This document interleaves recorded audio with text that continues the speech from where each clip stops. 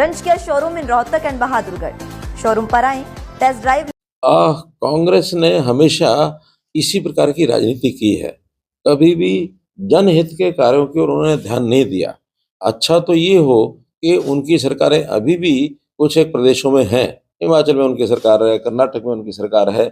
यदि ध्यान दे करके उन प्रदेशों में भी कुछ अच्छी चीज को करके शासन के माध्यम से जनहित के कुछ कार्य करके एग्जाम्पल प्रस्तुत करें और एग्जाम्पल प्रस्तुत करके जो उनको लोगों को बताएं कि देखो हम कैसा कर रहे हैं, उन बातों की ओर ध्यान नहीं है। ना कर्नाटक सरकार उनकी ठीक चल रही है, ना हिमाचल सरकार उनकी ठीक चल रही है।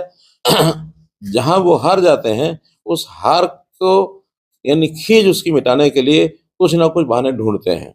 अब जिस प्रकार से पहले वो वोटर लिस्ट का हम शुद्धिकरण कर रहे हैं तो उसके खिलाफ बोलते हैं, एसआईआर के खिलाफ बोलते हैं, और जब वोटर का शुद्धिकरण के खिलाफ बोलते हैं, दूसरी तरफ वोट चोरी की बात करते हैं। हमारा कहना है कि जो वोटर की शुद्धि अब हम कर रहे हैं, एनडीए की सरकार, भारतीय जनता पार्टी की सरकार ने पहल कराई है चुनाव आयोग को कह करके, उसका अर्थ ये है कि कोई वोट की चोरी न कर सके।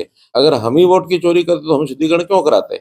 हमारा आरोप है कि चोरी तो वो स्वयं कराते हैं, और उस चोरी के कारण से ही जहां कहीं हेराफेरी करके सरकारें बनाते रहे, जब हमको जानकारी मिली है कि इस प्रकार का वो काम करते हैं, तब हम शुद्धिकरण की तरफ आए।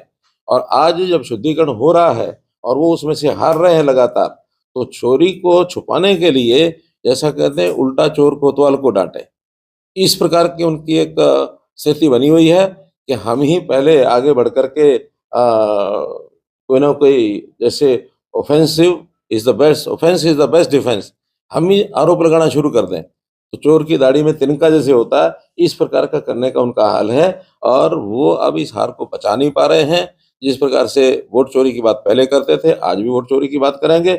और हैरानी की बात यह है कि जब चुनाव चल रहा होता है, उस समय तो किसी प्रकार की कोई उनको शिकायत नहीं दिखती है, वरना तो चुनाव के समय ही शिकायतों की जानकारी मिल जानी चाहिए। ये पहला चुनाव बिहार में है जब एक भी स्थान पर, एक भी बूथ पर रीपोल नहीं हुआ है। कि रोहतक जिला के प्रशासन ने 2 नए पोर्टल और ऐसे जारी किए हैं, जिसका अभी मैंने उसका लॉन्च किया है। सबसे पहला एक पोर्टल है जिसका नाम रखा है नमस्ते रोहतक। नमस्ते रोहतक के अंतर्गत जितनी समस्याएं होती हैं उसका समाधान करने के लिए अब किसी भी नागरिक को किसी कार्यालय में जाने की बजाय एक चैटबॉट है, उस चैटबॉट के ऊपर अपनी समस्या और उसके ऊपर वो लिख सकते हैं। नमस्ते की आवाज़ करेंगे और नमस्ते की आवाज़ करने के बाद वो चैटबॉट में उसका पहले पता पूछा जाएगा, उसका स्थान पूछा जाएगा, फिर उस समस्या का नाम पूछा जाएगा, विभाग पूछा जाएगा, और उसको अपलोड करेंगे। उस अपलोड करने के बाद उस समस्या का हल क्या हुआ, कब हुआ, उसकी जानकारी भी जो समस्या करता है, शिकायत करता है, उसको तुरंत उसकी जानकारी मिलेगी।